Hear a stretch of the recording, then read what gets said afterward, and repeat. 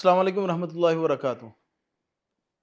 نعت اسٹوڈیو کے پروگرام بزم میں علماء کی نئی ایپیسوڈ میں ہوں حافظ خبیب میاں، اور آج ہمارے ساتھ اسلام آباد کی ایک معروف شخصیت موجود ہیں جن کا تعلیم و تعلم سے بہت گہرا تعلق ہے، اور میڈیا کے حوالے سے بھی کافی ان کی مصروفیات رہتی ہیں۔ میری مراد ڈاکٹر سہیل حسن صاحب حافظہ اللہ۔ السلام علیکم ورحمۃ اللہ وبرکاتہ۔ جی وعلیکم کیا السلام حال ہے ورحمۃ شیخ؟ اللہ۔ جی الحمدللہ، اللہ ابھی کا سے ٹھیک ہے؟ آپ کی خیریت سے ہیں؟ الحمدللہ۔ شیخ جزاک اللہ، آپ ہمارے پروگرام میں تشریف لائے ہیں بزم علماء میں۔ اس کا مقصد علماء کا تعارف، علماء کا تعارف عوام تک کروانا ہوتا ہے، تاکہ اگر وہ کہیں سے کچھ علم سیکھنا چاہیں یا سوشل میڈیا پہ خاص طور پہ علم سوشل میڈیا سے اگر لینا چاہیں یا معلومات حاصل کرنا چاہیں، تو ان کے پاس صحیح علماء ان کی ایک فہرست موجود ہو، ان کے پاس آپشن موجود ہوں۔ کیونکہ پچھلے کچھ دہائیوں میں آپ نے دیکھا ہوگا کہ کچھ لوگ سوشل میڈیا پہ جو بہت زیادہ وائرل ہوئے ہیں، تو ان کی وجہ سے عوام کو انہوں نے اچھا خاصا جو ہے وہ متاثر کیا، لیکن بیک گراؤنڈ اگر دیکھا جائے تو ان کا دینی اعتبار سے اتنا اسٹرانگ نہیں ہے، بلکہ اکثر ان کے جو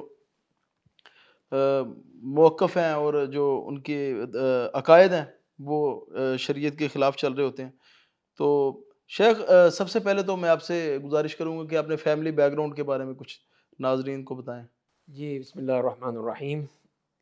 میرے والد گرامی جناب مولانا عبدالغفار حسن رحمہ اللہ، تو وہ ہندوستان میں تھے، ان کی پیدائش وہیں کی تھی، وہیں پہ تعلیم حاصل کی، اور اس کے بعد پھر وہ جب میدان عمل میں آئے تو مختلف اداروں میں پڑھایا وہاں پہ، جیسے کہ بنارس میں، دہلی میں، اور اس کے بعد پھر میری ننیہال جو تھی وہ مشرقی پنجاب میں تھی، تو پھر وہاں تشریف لے آئے، وہاں پہ رہے، وہاں ادارہ قائم کیا، وہاں پہ تعلیم و تعلم کا سلسلہ جاری رہا۔ اور آپ سنا ہوگا آپ نے عاصم حداد صاحب کا، تو وہ والد صاحبی کی محنت تھی، کوشش تھی اللہ کے فضل سے کہ ان کو اس قابل بنایا کہ وہ عربی سیکھیں، دین کا علم حاصل کریں، اور پھر وہ پاکستان تشریف لے آئے تھے۔ تو اس جب وقت پاکستان بنا تب تشریف لائے کہ اس کے بعد یا پہلے؟ ایک سال کے بعد، ایک انیس سال کے سو بعد ہے؟ اڑتالیس میں، صحیح۔ 1948 میں پھر پاکستان تشریف لائے، اور پھر یہاں پہ شروع میں جماعت اسلامی سے ہی تعلق رہا، اور اس کی جو مختلف سرگرمیاں تھیں، خاص طور پہ شعبہ تربیت انہی کے پاس تھا، انہی کی ذمہ داری تھی، اور اسی میں ہی وہ ساری مصروفیت رہتی تھی اس میں۔ تو ہم لوگوں کی بھی، میرے اور میرے بھائیوں کی، سب کی ہماری جو اٹھان ہوئی تو وہ اسی ماحول میں ہوئی، وہیں سے ہوئی۔ پھر اس کے ساتھ ساتھ ظاہر ہے کہ جب ہمارا بچپن کے بعد تعلیم کا وقت آیا، خاص طور پہ میرا، تو اس وقت آپ مدینہ منورہ تشریف لے چکے تھے، وہاں چلے گئے تھے۔ اس طرح پھر مجھے یہ موقع ملا اللہ تعالیٰ کی طرف سے کہ میں نے پھر اپنی تعلیم جو مکمل کی وہ سعودی عرب میں ہی کی، مدینہ منورہ بنیادی میں۔ تعلیم بھی ادھر سے سٹارٹ کیا آپ نے؟ اب بنیادی تو میں میٹرک میں یہیں تھا، میٹرک میں اچھا، پڑھ رہا صحیح۔ تھا، تو اس وقت پھر ایسے حالات بنے کہ میرے جو دوسرے بڑے بھائی ہیں ڈاکٹر صہیب حسن، وہ وہاں پڑھ رہے تھے، تو ان کا آخری سال تھا، تو وہ چاہتے تھے کہ میں وہاں آ جاؤں تاکہ ان کو ریپلیس کر سکوں، اور والد صاحب کو بھی ایک سپورٹ ہو جائے۔ سپورٹ ہو جائے۔ جی ہاں، تو پھر میں اسی میں پھر چلا گیا تھا، تو وہیں جا کے پھر تعلیم کا پھر رخ ہی بدل گیا، پھر وہیں پڑھا۔ ویسے ابتدائی طور پہ آپ نے دنیاوی تعلیم سے شروع کی یا دینی سے؟ اصل تو شروع میں والد صاحب نے کوشش کی تھی، جب کراچی میں تھے دارالحدیث رحمانیہ سولجر بازار میں، اس میں وہاں پہ شیخ الحدیث تھے، پڑھاتے تھے، تو اس وقت وہ شروع کیا اس میں، لیکن اس وقت کی ایسی وہ تعلیم کا وہ تھا کہ وہ میں پوری طرح سیٹ ہو نہیں سکا، اس لیے کہ وہی کتابیں جو پرانی کتابیں، خاص طور پہ نحو، صرف وغیرہ، یہ سب فارسی میں ہوا کرتی تھی۔ بالکل ایسے ہی۔ تو وہ کچھ، وہ اگر اردو میں ہوں تو کم از کم آدمی کچھ نہ کچھ اپنی زبان کی وجہ سے سمجھ سکے، تو ہو نہیں سکا۔ پھر وہ اسکول کی تعلیم شروع کر دی تھی، اور پھر وہیں سے میں میٹرک تک پہنچا تھا کہ پھر وہ اللہ تعالیٰ کا ایسا حکم ہوا کہ وہاں پہ چلے گئے والد صاحب، تو پھر میں اور میرے بھائی، والدہ مرحومہ، ہم سب پھر وہاں مدینہ چلے گئے سب وہاں پر۔ باقی پھر ساری آپ نے تعلیم وہیں سے مکمل پھر کی؟ وہیں سے مکمل کی۔ تو آپ کے اساتذہ میں کوئی معروف نام یا جن سے آپ بہت زیادہ متاثر رہے ہوں؟ ہاں، اس میں کئی شخصیات ہیں، تو جو اسی لیے کہ مدینہ یونیورسٹی جیسے ایک ادارہ تھا، اور اس میں جو اولین دیکھا اس میں شیخ عبدالعزیز بن باز رحمہ اللہ جیسی شخصیت وہ نظر آئی، اور ان سے سننے کا موقع ملتا تھا، مختلف وہاں پر بھی وہ دروس دیا کرتے تھے مسجد یعنی جو جامعہ کی مسجد تھی اس میں، اور اسی طرح مسجد نبوی میں. اور جیسے میں کہہ سکتا ہوں ان میں سب سے زیادہ جو متاثر کیا ہے تو اس میں سب سے پہلی شخصیت تو وہی والد گرامی کے بعد مولانا شیخ عبدالعزیز بن باز رحمہ اللہ کی ہے. جی ہاں، ان کی دروس، ان کی تقاریر وہ موقع ملتا تھا. اور اس کے بعد پھر جو مختلف اساتذہ تھے جن سے ہوا، اس میں شروع میں جو ثانوی کے مرحلے میں اس میں شیخ محمود طحان رحمہ اللہ، جی ہاں، تفسیر مصطلح الحدیث جن کی کتاب مشہور ہے، ہمارے مدارس میں پڑھائی بھی جاتی ہے، وہ تھے، ان سے پڑھنے کا موقع ملا. انہی کے ایک حلبی ساتھی تھے شیخ محمود میرا رحمہ اللہ، وہ بھی انتقال کر چکے ہیں. صحیح. تو وہ بھی، تو ان لوگوں نے خاص طور پہ اس بات کی طرف کہ عربی زبان کی اٹھان ہے، اس کی لکھنا پڑھنا تحریر، اس پہ کافی فوکس کیا. تو ان سے کافی ہوا. پھر اسی طرح کلیہ میں آ کے ہی اتفاق سے ایک شامی ہی استاد تھے محمد المجذوب رحمہ اللہ، ان کا بھی انتقال ہو چکا ہے. تو ان کا بھی ادب کا تھا، لیکن ایک تو وہ دینی پس منظر، اس لیے کہ اکثر لوگ جو تھے یا وہاں پہ اساتذہ وہ اخوان المسلمون سے متاثر تھے. تو وہی ایک مرحلہ تھا کہ جس میں ان کے جو افکار ہیں یا ان کی تربیت ہے اس میں بھی کچھ نہ کچھ اثر آیا. تو وہ بھی اس معاملے میں بہت ہی اپنے طلباء کے ساتھ اس طرح کا خیال رکھتے تھے کہ ایک دینی ان کو فکر دی جائے اور دینی تربیت کا انداز کیا جائے. تو یہ ہے، کچھ سعودی اساتذہ بھی ایسے تھے کہ جو کہ بہت ہی یعنی محنت سے محبت سے پڑھایا کرتے تھے. تو ان کے اثرات بھی پھر ملتے ہیں اور وہ بھی اس میں آخر میں بعد میں زندگی میں کام آئے. شیخ آپ کا شیخ البانی رحمہ اللہ کے ساتھ بھی کچھ تعلق رہا؟ شیخ البانی سے براہ راست تعلق تو ایک ہی دفعہ ہوا، ورنہ تو یہ ہے کہ جب بھی آتے تھے، اس لیے کہ وہ جب والد صاحب گئے ہیں اس سے پہلے وہ جا چکے تھے مدینہ سے. تو اس کے بعد والد گرامی آ گئے تھے. تو لیکن وہ ان کو جو یونیورسٹی کی جو وہ ہے کہہ لیجیے بورڈ آف گورنرز کہہ لیجیے، بورڈ آف ٹرسٹی، اس کے ممبر تھے. وہ ان کو اس میں وہ آیا کرتے تھے اور پھر ان سے ملاقات ہوتی تھی، ان کے دروس وغیرہ بھی ہوتے تھے، طلباء سے ملاقات بھی. تو اس طرح ان سے ملاقات کا، یا پھر سب سے پہلے جو میری ملاقات ہوئی تھی وہ یہ تھی کہ ایک دفعہ شام جانے کا موقع ملا تھا، یونیورسٹی کی طرف سے ٹرپ تھا طلباء کا کہ دمشق میں. تو وہاں میں نے مکتبۃ الظاہریہ میں ہم لوگ گئے تھے، تو وہاں پہ دیکھا ان کے لیے الگ کارنر تھا، اس میں وہ بیٹھتے تھے، پیچھے ان کے سارے مسودات رکھے ہوتے تھے. صحیح.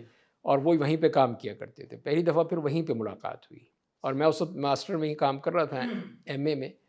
تو میرے پاس جو موضوع تھا اس کے لحاظ سے ایک کتاب تھی، وہ میں نے ذکر کی کہ آپ نے اپنی جو فہرست میں لکھا ہے کہ وہ نامکمل ہے. صحیح. لیکن جب کہ میں نے اس کو دیکھا ہے ابھی کیٹلاگ میں تو وہ تو مکمل ہے. کہنا اچھا. تو انہوں نے فوراً جلدی سے وہ نکالی فہرست اور اس میں پھر یہ نوٹ کر دیا کہ یہ مکمل انداز میں یہ مخطوطہ موجود ہے. تو وہ پھر اس طرح ان سے ایک براہ راست تعلق قائم ہوا. اور دوسری دفعہ پھر یہ ہے کہ جیسے میں نے ذکر کیا شیخ محمود میرا تھے ہمارے استاد، ان کو ذمہ داری دی گئی مکتبے کی. مکتبہ تھا یونیورسٹی کا، جامعہ اسلامیہ کا، تو وہ تھے. تو میں نے اپنے کام کے دوران دیکھا کہ مخطوطات جو ہیں وہ بکھرے ہوئے ہیں، کوئی خاص مرتب انداز میں نہیں ہے. تو میں نے ان سے کہا، تو کہنے لگا اگر تمہارے پاس وقت ہے تو تم کرو. انہوں نے میرے اوپر ہی ڈال دیا. میں کہا ٹھیک ہے چلیے، میرے استاد بھی ہیں اور میرا ہی فائدہ ہے. تو وہ میں نے پھر سارے جمع کیے، جی ہاں، مائکرو فلمز میں تھے، کچھ ویسے تھے، سارے جمع کیے اور پھر ان کے کارڈ بنا کے ان کو میں تو ان کو مرتب کرنے کی کوشش کر رہا تھا کہ شیخ البانی داخل ہوئے اسی کمرے میں. تو وہی کہنے لگے کہ ماذا تفعل یا ابنی، کیا کر رہے ہو تم؟ تو میں نے بتایا کہ میں نے یہ فہرست بنائی ہے، کارڈ بنائے ہیں مختلف، میں ان کی ترتیب دینے کی کوشش کر رہا ہوں کہ کس طرح میں مرتب کروں. کہ تعال اعلمک، میں بتاتا ہوں تمہیں کیسے کرنے. تو پھر انہوں نے بتایا کہ پہلے جو ایک حرف کے ہیں ان کو الگ کرو، صحیح، اور اس کے بعد ہر حرف میں اس کی جو ترتیب ہے الف بائی ترتیب، اس کے لحاظ سے اس کو مرتب کرو، جیسے ابھی الفابیٹ سے ہم ترتیب دیتے ہیں کسی بھی چیز کو. بالکل. تو وہی ان کا خاص ماشاءاللہ وہ انداز تھا. ہر کتاب میں اس قسم کے انڈیکسز ہوتے تھے کہ جس میں الف بائی ترتیب، یعنی کہ اگر لائبریری ہو تو اس کو اس حوالے سے کیٹیگرائز بھی کرنا چاہیے. جی ہاں بالکل لازمی حصہ. اب تو خیر یہ کمپیوٹر کا دور ہے تو اس میں ایسے سافٹ ویئر آ چکے ہیں. تو 1200 تو سب کام ہاتھ سے ہوتا تھا. تو وہ پھر شیخ البانی نے کہا کہ تم اس طرح بناؤ۔ شیخ آپ کے لیے یہ تدریس کا جو منہج ہے وہ کون سے اساتذہ تھے جن کا آپ کے لیے متاثر کن رہا؟ ہاں، اس سے سب سے پہلے تو یہ کہ والد گرامی سے ہی سیکھا، ان سے قرب تھی، ان سے ملنا، ان کے ساتھ رہنا سہنا دیکھنا وہ تھا۔ اس کے علاوہ جو بعض اساتذہ کی طریقہ کار تھا، ایک تو یہ کہ لگا بندھا ہے جو کتاب ہے بس وہ پڑھا دی، ہاں جی، لیکن بعض اساتذہ سے کافی سیکھنے کا موقع ملا، خاص طور پہ جو مصری اساتذہ تھے ان کا انداز ذرا منفرد ہوتا تھا، تو وہ اس طرح پڑھاتے تھے کہ طلبہ اس سے کچھ سیکھیں۔ کبھی وہ اپنے کوئی قصہ کہانی بیان کر دیا، کبھی وہ یعنی دلچسپی پیدا کر کے دلچسپی پیدا کرتے تھے کہ طالب علم جو ہے بور نہ ہو، ان کی جو سننے میں ہے اس سے وہ ہٹ نہ جائے۔ صحیح۔ تو یہ خاص انداز جو ہے وہی میں نے مصری ہمارے اساتذہ سے یہ خاص طور پہ سیکھا ہے۔ تو شیخ ابن باز رحمہ اللہ کے حوالے سے کچھ یادداشت میں کچھ چیزیں محفوظ رہ گئی ہوں؟ ہاں، اس میں بہرحال میں تو اتنے مرحلے میں نہیں پہنچا تھا کہ جہاں پہ شیخ بن باز تو ویسے نہیں پڑھاتے تھے اس طرح، لیکن خود تشریف لاتے تھے کلاسز میں، نگرانی کرتے تھے؟ نگرانی سنتے تھے، جیسے کہ والد گرامی بتاتے ہیں کہ ان کے ایک درس میں تشریف لائے، اور یہ ایک بڑے عجیب سی بات تھی کہ توحید کا یا عقیدے کا جو لیکچر تھا یا اس کا تدریس تھی وہ والد گرامی کو دی گئی۔ ماشاءاللہ۔ جی ہاں، ورنہ عموماً وہ اپنے جو غیر سعودی ہیں یا ان کو نہیں دیتے، تو خود یہ شیخ بن باز نے محسوس کیا کہ ان کو دینا چاہیے، اس میں پورے متمکن ہیں اور علم رکھتے ہیں، تو آپ توحید پڑھائے۔ اور خود ربیع ہادی مدخلی میرے استاد ہیں، انہوں نے بھی ایک دفعہ کہا تھا کہ منہج ہم نے شیخ عبدالغفار سے سیکھا تھا۔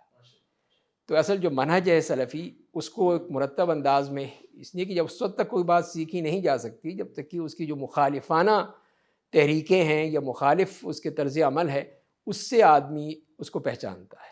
شیخ آج کل آپ اگر سوشل میڈیا یوز کرتے ہوں گے تو منہج کے حوالے سے عوام میں بہت زیادہ جو ہے نا وہ کنفیوژن پائی جاتی ہے، تو آپ کے نزدیک منہج کیا ہے، یا منہج سلف جسے کہہ لیں وہ کیا ہے؟ منہج سلف تو اصل چیز تو یہی ہے نا کہ الولا والبراء، یہ ہے اصل چیز، کہ ہمیں پتہ ہونا چاہیے کہ ہماری دوستی اور دشمنی کا معیار کیا ہے۔ تو وہ چیز جب تک کہ سامنے نہیں آئے گی، وہ ہم اپنے اس نوجوان نسل کو نہیں دیں گے، اس وقت تک وہ منہج نہیں جان سکتے۔ منہج یہی سمجھتے ہیں کہ ہم ٹھیک ہے رفع یدین کر لیا، آمین کہہ لی، 8 رکعت نماز پڑھ لی، اور اپنے جو لگے بندھے اصول ہیں صرف اسی پہ ہم چلتے رہیں، تو وہ تو ایک کہہ لیجیے ایک پہچان ہے ہماری۔ صحیح۔ لیکن اصل کیا ہے؟ اصل چیز یہ ہے کہ میں تو اس بات کو بھی پسند نہیں کرتا کہ ہمارے جو عموماً ہے کہ ہر چیز جو ہے وہ رومن الفاظ میں لکھی جاتی ہے، چاہے وہ اشتہارات میں ہو، چاہے وہ واٹس ایپ کے اوپر ہو، چاہے وہ کسی بھی صورت میں ہو، کہ اس کو بھی ہم بدلیں، اس لیے کہ ہم اس طرح سے ایک زبان کو تباہ کر رہے ہیں۔ بالکل ایسے۔ تو وہی ہو رہا ہے جیسے کہ اس کی میں نے خود دیکھی ترکیہ میں اس کی نتائج دیکھے وہاں پر جو انہوں نے کیا تھا۔ تو اسی لیے پھر یہ ہے کہ یہ سمجھ لیا جائے کہ ہمارا دین ہمیں کس چیز کی حکم دیتا ہے، کس چیز کی طرف لے جاتا ہے۔ اب اسی میں آ جاتا ہے کہ ہم پوری طرح ان چیزوں کو اپنائیں جو ہمارے دین کی یا ہمارے ایک تشخص ہے اس کو اجاگر کرتی ہیں۔ اب ہم یہی ہے کہ پوری طرح اسی رنگ میں رنگ جائیں اور دین کی بات کریں تو وہ پھر کوئی چیز جچتی نہیں ہے۔ اسی لیے بہتر یہی ہے کہ ہم اپنے اصل کی طرف ہی رہیں اور اس کے مطابق ہی دین پر عمل رہیں اور پھر دعوت کا کام کریں، تو پھر وہ بات جو ہے یقیناً پہنچے گی۔ شیخ ابھی آپ نے عقیدۃ الولاء والبراء کا ذکر کیا، یہ تو بنیادی عقیدہ ایک، تو اس کی حدود و قیود کیا ہیں؟ کیا اس کو مسلمانوں پہ بھی اپلائی کیا جا سکتا ہے یا غیر مسلموں کے لیے؟ مثال کے طور پہ ہمارے جو مسلمان بھائی ہیں ان میں یہ کتنا اپلائی کرنا چاہیے، ان میں بھی یہی ہے، اور غیر مسلم پہ بھی کتنا کرنا چاہیے؟ اس میں کوئی فرق بھی ہے کہ یہ سیم ہی ہوگا؟ نہیں، بہت بڑا فرق ہے، اس لیے کہ جو غیر مسلم ہے اس کے ساتھ ہمارا تعلق صرف دنیاوی ہے۔ صحیح۔ جیسے قرآن کریم نے اس کی حدود معین کر دیا، سورہ ممتحنہ میں بتا دیا ہے کہ کس سے ہماری موالات ہوگی اور کس سے نہیں ہوگی، وہ بتا دیا اللہ تعالیٰ نے۔ تو اس کے لحاظ سے جو غیر مسلموں سے اسی حدود میں رہ کر ہی بات چیت ہوگی، کہ ان سے جو تعلقات ہیں وہ دنیاوی اعتبار سے ان سے دین نہ لینا ہے، ان سے نہ انہوں نے ہم سے سیکھنا، نہ ہم سے سیکھنا ہے انہوں نے، تو وہ ہے، اور نہ ہی ہم جا کے ان تہواروں میں یا ان کی جو رسمیں ہیں، ان کی جو بھی ان کی چیزیں ہیں، ہاں جی، خوشی غمی جو بھی ہوگی ان میں ہم شریک نہیں ہو سکتے، اسی لیے کہ ان کا خاص ہے۔ اب ہولی کا تہوار ہو رہا ہے تو اس میں بھی ہم شامل ہو رہے ہیں، یہ ہے نا اصل چیز. ہمارے لیے بالکل شامل ہونا منع ہے اس میں. بالکل منع ہے ہمیں. تو اس لیے اگر کہ ایک مثال ہے مسلم معاشرے میں رہ رہے ہیں, وہ ایک ہندو ہے یا عیسائی ہے, ان کے جو تہوار آتے ہیں تو ان کی خوشی میں شریک نہیں ہونا چاہیے. مثال کے طور پر اقلیت ہیں اگر وہ, تو ان کو نہیں شریک کرنا چاہیے. اپنی خوشی میں تو چلو ہم کر سکتے ہیں, لیکن جب ان کی کوئی تہوار آئیں, خوشی کے آئیں, غمی کے آئیں, تو اس میں پھر کیا ہمیں. یعنی اس کی ایک مثال دیکھ لیجئے نا, جیسے کرسمس ہے, عیسائیوں کا ہے, عیسائیوں کا تہوار ہے, ان کی عید ہے, اور وہ اسی پر ہی ہے کہ وہ اس بنیاد پہ کہ حضرت عیسیٰ علیہ السلام وہ اللہ تعالیٰ کے نعوذ باللہ بیٹے ہیں, بیٹے بنیاد شرک ہے, بنیاد شرک پر آ رہی ہے. تو پھر اب ہمارا ان کے ساتھ ملنا یا ہمیں مبارکباد دینا اور پھر کہنا اس کے کرسمس کے بارے میں مبارکباد کی طور پہ, تو وہ اس کا مطلب یہ ہوا کہ ہم پھر ان کے اس عقیدے کو مان رہے ہیں یا ہم قبول کرنے کے لیے تیار ہیں. تو یہیں سے پھر ہمارا وہ جو ٹریک ہے وہ غلط ہو جاتا ہے. تو مسلمانوں کے ساتھ کیا ہوگا؟ تو مسلمانوں کے ساتھ بھی یہی ہے کہ وہاں پر اب آج کل کے اس فتنے کے دور میں, پرفتن دور ہے, تو وہاں پہ جو چیزیں ایسی ہیں جو کہ ہمیں اس طرف لے جاتی ہیں, ان کی طرف لے جاتی ہیں کہ ہم حتیٰ کہ ہمارا لباس جو ہے وہ اگر وہ ہندوانہ طرز عمل پر ہے تو وہ بھی ہمارے لیے غلط ہے. ان کے جو جس طرح رہن سہن ہے, ساری چیزیں, یا رہنا سہنا ہے, سب چیزیں ہیں, اب سب چیزیں وہیں سے آ رہی ہیں. تو وہ چیزیں پھر وہ بڑھتی چلی جائیں گی, یہاں تک کہ بعض جیسے ممالک میں وہ گنیش کا بت جو ہے وہ بھی رکھا ہوا ہے مارکیٹ میں, وہ بھی بک رہا ہے. تو یہ کیوں ہوا؟ اسی لیے ہوا کہ ہم نے اس میں کھلی چھٹی دے دی کہ عیسائی بھی آ جائے, یہودی بھی آ جائے, ہندو بھی آ جائے, سکھ بھی آ جائے, سب کے لیے کھلی چھٹی ہے. تو پھر ہمارا وہ تشخص, انفرادیت کہاں جائے گی؟ تو مسلمان تو نہیں رہے گا. یہی وجہ ہے کہ ہمیں اسلام نے یہی دیا ہے کہ ہم اپنے معاشرے کو بنائیں, معاشرے میں رہیں, معاشرے کے وہ ساری بود و باش, اس کا رہن سہن, طرز سب وہ ہو جو کہ ہمیں ہمارا دین دیتا ہے, دین کے ذریعے سے آتا ہے. جہاں پہ گنجائش ہے ٹھیک ہے وہ ہو سکتا ہے, لیکن جہاں گنجائش نہیں ہے وہاں پہ ہم نے اپنے دین کو ہی سامنے رکھنا ہے, اس کے مطابق چلنا ہے. ورنہ یہ اس طرح ہم بہہ جائیں گے. ہماری جو نسلیں باہر رہ رہی ہیں, دوسرے ملکوں میں بڑے شوق سے جاتے ہیں, تو وہاں پر کیا ہوگا؟ یہی ہوگا کہ ایک دن وہی نسلیں جو ہے صرف نام کی مسلمان ہوں گی, اور عمل کے لحاظ سے کوئی وہ عیسائی ہوگی, کوئی یہودی ہوگی, کوئی ہندو اور کوئی سکھ. اس لیے کہ جب یہی لڑکیاں, مسلمان لڑکیاں شادیاں کر رہی ہیں غیر مسلموں سے, تو بتائیے کیا ہوگا پھر آگے؟ تو شیخ یہ تو غیر مسلموں کے ساتھ ہو گیا نا, ایک ہمارا رہن سہن کا جو عقیدۃ الولاء والبراء لگا لیں یا اس کی تفصیل لگا لیں. لیکن اگر سامنے مسلمان ہو, ہاں تو وہی میں نے عرض کیا نا کہ مسلمانوں کا ان سے متاثر ہو جانا یہ بڑا خطرہ. مثال کے طور پہ میں ہوں نا, میرے سامنے ایک مسلمان ہے, اب مسلمان جو سامنے والا مسلمان بھائی ہے اس کے اوپر میں کس حد تک عقیدۃ الولاء والبراء کا استعمال کر سکتا ہوں یا اپلائی کر سکتا ہوں. مثال کے طور پہ آج کل تو سننے میں آتا ہے نا, بین المسالک بھی لوگ اس کو اپلائی کر رہے ہوتے ہیں. یعنی کہ اگر میرا مسئلہ ایک جماعت سے میرا تعلق ہے, ایک فرقے سے ہے, دوسرے فرقے سے, تو وہ سارے قوانین اس کو ان کے اوپر بھی اپلائی کیے جا رہے ہوتے ہیں. تو اس حوالے سے آپ کا کیا فہم ہے؟ یا جسے آسان لفظوں میں کہے تو آج کل جو لفظ زیادہ مشہور ہیں یا فیمس ہیں, تعامل بین المسالک کی مثال لے لیں آپ, ڈائلاگ کا. ہاں جی, تو اس میں بھی کیونکہ منہج کو بہت زیادہ وہ انڈورس کیا جاتا ہے, تو اس حوالے سے میں پوچھنا چاہ رہا تھا. اس کی ایک انتہا ہے جو آپ دیکھ رہے ہیں کہ ایک دین ابراہیمی کی تشکیل ہو رہی ہے. صحیح, کہ ایک ہی جگہ ہو جہاں پہ ایک مسجد بھی ہو, ایک چرچ بھی ہو, ایک مندر بھی ہو, اور جو بھی آپ چاہیں وہ سب کچھ ہو جائیں. اس لیے کہ سارے ادیان جو ہیں وہ اسلام بھی, عیسائیت بھی, یہودیت بھی, یہ سب دین ابراہیمی کے ہی شاخیں ہیں. تو لہذا ایک نیا دین بنانا چاہیے, دین ابراہیمی, جس میں یہ تینوں چیزیں پائی جائیں. تو یہ ہے اس کی انتہا جو ہم تک پہنچ چکے ہیں جہاں بعض جگہوں پر. تو وہ اسی لیے کہ یہی جو ڈائلاگ کا ایک کہہ لیجیے ایک فتنہ چھوڑا گیا ہے کہ جس کے ذریعے سے ہم ایک اور رخ کی طرف جا رہے ہیں جو کہ اسلام جس کو نہیں قبول کرتا. اسلام نے تو جب آ کر پچھلے سارے ادیان جب منسوخ کر دیے تو پھر اسلام ہی ہے. پھر کیا ضرورت ہے کہ ہم عیسائیت کی بات کریں, یہودیت کی بات کریں, یا اور کوئی دین آ جائے وہ اس کو لوگ کرنا شروع کر دیں, تو وہیں سے تو کام خراب ہوتا ہے. تو اسی لیے ایک مسلمان کی بھی ہمارے سامنے جو اس کی تصویر ہونی چاہیے وہ وہی ہے جو کتاب و سنت کے مطابق ہے. جہاں پہ بھی وہ کتاب و سنت کے مطابق ہے ہم اس کو قبول کرنے کو تیار ہیں. جہاں وہ کتاب و سنت کی مخالف ہوگی تو وہاں ہم ان کو نہیں مان سکتے, پھر ہم کیسے قبول کریں گے؟ تو شیخ آپ پھر درس و تدریس کی طرف کب سے آپ پھر؟ ہاں میں اس میں یوں کہہ لیجئے 1401 ہجری میں وہاں سے فارغ ہوا تھا مدینہ سے ایم اے کر کے، تو والد صاحب آ چکے تھے، تو پھر مجھے وہاں پی ایچ ڈی کرنے کا موقع تھا، لیکن صحیح صرف والد صاحب کی خواہش کے مطابق میں ادھر آ گیا۔ تو وہاں پھر آ کے جامعہ تعلیمات اسلامیہ فیصل آباد میں وہ تدریس شروع کی، تقریباً 3 سال میں وہاں رہا، یعنی 81 سے لے کر 83-84 تک۔ اس کے بعد پھر وہ مکتب الدعوہ کی طرف سے یہاں اپائنٹمنٹ ہو گئی اسلامی یونیورسٹی اسلام آباد میں، تو پھر میں اس وقت سے یہیں پر ہوں۔ اچھا شیخ، میڈیا کے حوالے سے بھی آپ کی کافی اٹیچمنٹ رہی، ٹی وی کے اوپر بھی آپ کے پروگرامز آتے رہے ہیں یا ریڈیو کے اوپر بھی آپ کے پروگرامز آتے رہے ہیں، دعوت دین کے یعنی کہ دعوت کے اعتبار سے دیکھا جائے تو آپ اس میڈیا کو کس درجہ بندی اگر کی جائے اس کی تو کس لیول پہ دیکھتے ہیں؟ جی ہاں، اس میں ایک تو وہ وسائل ہیں دعوت کے جو چلے آ رہے ہیں کہ مسجد ہے، منبر و محراب ہے، اور مختلف اجتماعات ہیں، دروس ہیں، یہ چیزیں ہیں جو کہ چل رہی ہیں، ہو رہی ہیں۔ اب اس زمانے میں تو ریڈیو ہے، اس کا بھی ایک محدود، حالانکہ اس کی ایک وہ کردار ہے، لیکن ٹی وی آ گیا ہے، پھر اس کے ساتھ ساتھ سوشل میڈیا آ گیا ہے، تو یہ چیزیں جو ہیں وہ اس کو اور پھیلا رہی ہیں۔ تو اب ہم اس سے دیکھتے ہیں، میں نے اپنی کتاب میں بھی اسی طرح لکھا ہے کہ نبی کریم صلی اللہ علیہ وسلم نے اپنی زندگی میں ہر وہ چیز استعمال کرنے کی کوشش کی جو کہ ترقی یافتہ تھی۔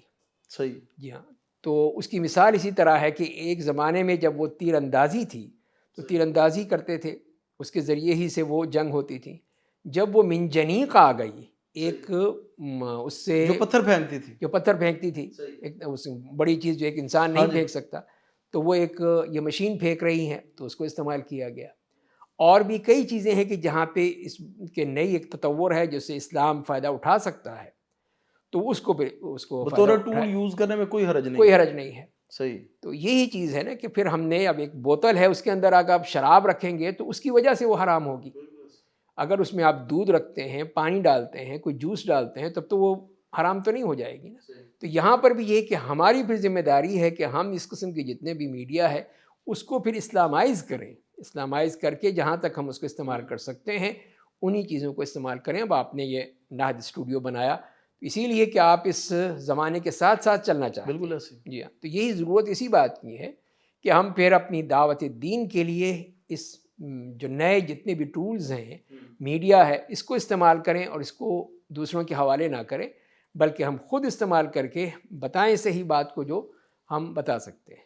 شیخ، آج کل جس دور میں ابھی ہم رہ رہے ہیں، نوجوان تنظیموں سے بہت زیادہ خائف ہیں یا مایوس ہو چکے ہیں۔ اس کی ایک وجہ یہ ہے کہ تنظیموں نے ہمارے نوجوانوں کو کوئی اتنا اچھا ڈیلیور نہیں کر پائے۔ جی ہاں، تو دعوت دین کے اعتبار سے دیکھا جائے تو آپ کیا سمجھتے ہیں، تنظیمیں ہونی چاہیے؟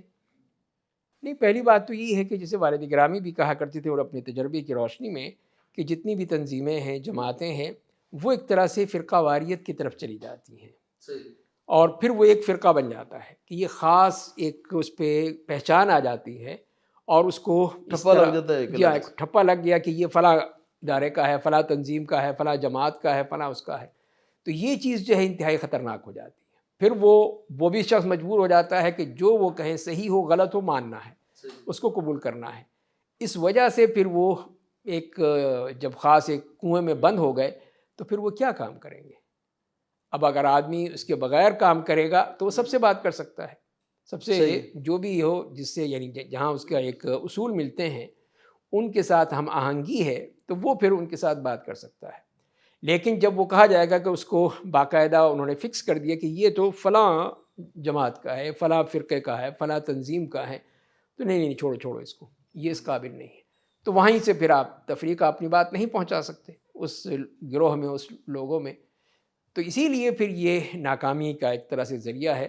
چاہے ان کے ہیں تو وہ پھر اپنے لوگوں کو رکھتے ہیں، دوسروں کو نہیں لاتے ساتھ۔ اچھا شیخ، ان تنظیمات میں جو بھی چل رہی ہیں ان میں بظاہر لگ نہیں رہا، اللہ کی طرف سے کوئی رحمت آ جائے، لیکن لگ نہیں رہا کہ کوئی بہتری کی امید نہیں نظر آ رہی۔ تو ان حالات میں پھر نوجوانوں کو گیدرنگز میں کیسے ان کو اجتماعی طور پہ کیسے اٹیچ کیا جانا چاہیے؟ جی اس ہاں، کے لیے کیا اسباب اختیار کرنے چاہیے کہ اجتماعی طور پہ ان کو اکٹھا کیا جائے؟ پھر تربیت بھی آسان ہو جاتی ہے نا۔ پھر یہ آپس میں نیٹ ورکنگ ہو جاتی ہے، پھر ایک جو ہے نا آپس میں ایک ربط بن جاتا ہے وہ سارا۔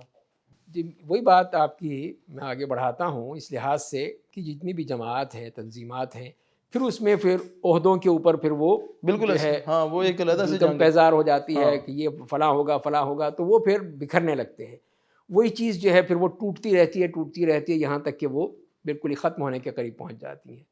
تو اس کی بجائے اسے ادارے بنائے جائیں، اچھا صحیح تنظیم ہے، نہ ہو ادارہ ہو، تنظیموں کی جگہ ادارے بنائے جائیں۔ ادارے بنائے جائیں۔ ٹھیک، آپ کو ادارہ ہے جیسے آپ نوجوانوں کے لیے مثال کے طور پہ بناتے ہیں کوئی ادارہ، کہ اس میں جو ہے نوجوانوں کو بلایا جائے گا، ان کی تربیت کی جائے گی، ان کو دین کے قریب لایا جائے گا، دین کی باتیں سکھائی جائیں گی، تو وہاں پہ ایک شخص ہے جو ساری وہ کام کر رہا ہے، اس کی مارکیٹنگ بھی ہے، اس کی جتنی بھی ضرورتیں ہیں سب وہ پوری کر رہا ہے، تو اس کا حق ہے کہ وہ اس کا سربراہ رہے اور کام کرتا رہے، کوئی باڈی اس طرح کی بن جائے کہ جس کی نگرانی کرتا رہے، اس میں لوگ آتے جاتے رہیں، وہ نہ ہو کہ یہ صدر ہے، یہ ناظم ہے، یہ فلاں ہے، یہ فلاں ہے، تو وہاں سے یہ چیزیں جو ہیں وہ ختم ہو جائیں گی۔ تو لہذا پھر ادارے قائم کیجیے۔ اب دیکھ لیجیے ہمارے کتنے ادارے ہیں، ادارے تو شیخ ابھی بھی بہت زیادہ ہے ہمارے، جی ہاں، تو لیکن وہ کام کر افیکٹو رہے ہیں نہیں اپنا اپنی فیلڈ میں کام کر رہے ہیں، جیسے کہ اب دارالسلام جیسا ادارہ ہے، اس نے ہاں یہ اس طرح کے تو چند ایک ہیں جو افیکٹو کام کر رہے ہیں، لیکن شاید بہت سے ادارے ایسے ہیں، بلڈنگز بنی جا رہی ہیں، لیکن دیکھا جائے تو ان میں کام جو ہے نا وہ اس حد تک نہیں جس حد تک وسائل ہیں۔ لیکن وہ کسی تنظیم کے ہی اس میں ہے نا، زیر اثر آ کے، اس کی صحیح تنظیم کے زیر اثر آ گئے صحیح تو وہ صحیح پھر صحیح ٹھیک بات ہے، وہیں سے ہاں بگڑ یہ گئی۔ بات کسی حد تک ٹھیک ہے آپ کی، جی ہاں، بالکل ایسے ہی جدھر جدھر تنظیم میں انوالو ہوئی ہے وہ دوسرے بندے کو تو وہ داخل ہی نہیں ہونے داخل ہی دیتے۔ نہیں ہونے دیتے۔ شیخ ابھی نوجوان کتب سے بہت زیادہ دور چلے گئے ہیں، خاص کر جب سے یہ گیجٹس آئے ہیں، لیپ ٹاپ آئے ہیں، موبائل آئے ہیں، تو سب سے پہلے بچوں نے طلباء نے اس میں شاملہ انسٹال کیا، جی اب ہم شاملہ پہ پڑھا کریں گے، لیکن دیکھنے میں یہی آتا ہے کہ شاملہ کھولنے کی نوبت ہی نہیں آتی، ادھر ادھر کی ایکٹیویٹیز چلتی وہی رہتی ہیں۔ چلتی رہتی ہیں، جی ہاں۔ تو آپ نے ماشاءاللہ توحید مسجد میں ایک بہت شاندار لائبریری بھی بنائی، تو کیا سمجھتے ہیں کس طرح سے ابھی ہمیں لائبریری کا رجحان دوبارہ بنا کر بچوں کو وہی کتب کے ساتھ جوڑا جائے؟ ہاں، اس میں پہلی بات تو یہ ہے نا کہ اس فتنے کو کم کیا جائے، یہ جو فتنہ ہے ہمارے ہر شخص کی جیب میں، اب اس کی وجہ سے اس میں صرف کتابیں ہی تو نہیں ہیں، صحیح، اس میں کہیں فلمیں بھی ہیں، ڈرامے بھی ہیں، گانے بھی ہیں، پھر وہ آپس میں چیٹنگ بھی ہے اور پتہ نہیں کیا کچھ ہے، تو وہ چیزیں ہیں، وہ انسان کا سارا وقت تو وہ لے جاتی ہیں۔ اس میں بھی میں خود محسوس کرتا ہوں کہ میں اس میں کئی چیزیں جو ہیں میں وقت نہیں دے پاتا، اس وجہ سے کہ جی اس میں واٹس ایپ پہ ہی جیسے کہ سوال جواب ہی آ رہے ہیں، ہاں جی آ رہے کوئی ہیں، اور چیز تو نہیں دیکھنی ہم نے، لیکن یہی ہے کہ مختلف سوالات ہیں، جوابات ہیں، کچھ اور ایسی باتیں ہیں جس سے آدمی کچھ فائدہ اٹھا سکتا ہے، فیس بک ہے، باقی دیکھا جائے تو بہت کچھ ہے، انسٹاگرام ہے، پھر وہ ٹک ٹاک ہے اور ٹیلی گرام ہے اور پتہ نہیں کیا کچھ ہے، تو وہ گئے تو پھر تو آدمی کہیں کا نہیں رہا۔ تو یہی ہے کہ جو پھر اب نوجوان کو جب آپ نے ایک چیز دے دی، اب آپ اس کو یہ کہیں کہ کسی جیسے کہ وہ مثال ہے کہ کسی کو پانی میں ڈال کے پھر کہیں کہ دیکھو بھیگنا نہیں، تو وہ تو ظاہر ہے کہ وہ تو ڈوبے گا۔ یہاں پر بھی یہی ہے کہ آپ نے جب ایک بچے تک کو دے دیا ایک موبائل تو وہ سب کچھ دیکھے گا جو بلکہ اس میں مائیں اپنی جان چھڑانے کے لیے کہتی ہیں موبائل چلو دو جی یہ چپ دیکھ کریں۔ دو، وہاں بس لگے رہے گا، یہ نہیں پتا کہ وہ کتنا اس کو نقصان پہنچا رہا ہے، اس کی جسمانی طور پر بھی، ذہنی طور پر بھی اور فکری طور پر بھی، تو وہ بچہ تباہ ہو جاتا ہے۔ اور کئی ایسی مثالیں ہیں کہ جب اس طرح بچے کو یہ لت لگ جائے تو وہ پھر اس کا ذہن تباہ ہو جاتا ہے، خراب ہو جاتا ہے۔ تو لہذا یہی وجہ ہے کہ ہمارے جو نوجوان ہیں وہ علم کی طرف نہیں آ رہے، یا اس کو اصل چیز حاصل کرنے کی کوشش نہیں کر رہے، ورنہ اصل علم تو پھر انہی کتابوں سے ملے گا۔ تو یہی جو اگر ہم کہیں شاملہ میں لے لیں یا کسی اور سافٹ ویئر میں لے لیں تو وہاں پہ کتابیں تو ہیں، لیکن کیا آپ اس بات کی ضمانت دے سکتے ہیں کہ وہ کتابیں بالکل صحیح ہیں، ہاں کوئی یہ غلطی نہیں ہے اس میں؟ ایسا نہیں ہے، اس لیے کہ وہ کتابیں بھی یا تو اسکین کی گئی ہیں یا ٹائپ کی گئی ہیں، اب اس میں کئی جگہ وہ معلوم ہوا پڑھتے ہوئے کہ اس میں کچھ صفحات ہی غائب ہیں، اس لیے کہ اسکیننگ کرنے والے نے وہ جو ہے اسکپ کر دیا، اب وہ اس میں آپ کو صفحات نہیں مل رہے۔ تو یہ وجہ ہے کہ اس قسم کی غلطیاں، پھر کہیں وہ ٹائپ کی غلطیاں، جیسے پہلے ہوتا تھا کہ وہ ٹائپ کر کے اس میں ڈالتے تھے، کمپوز کر کے، اس میں غلطیاں بے شمار۔ تو یہ چیزیں جو ہیں پھر وہ ہمیں واپس لوٹنا پڑے گا کتاب کی طرف ہی۔ تو آپ ویسے استفادہ کرتے ہیں یہ لیپ ٹاپ سے، یا مکتبہ شاملہ کی جیسے بات ہو رہی ہے، یا کچھ اور سافٹ ویئرز ہیں بھی، ویب سائٹس ہیں؟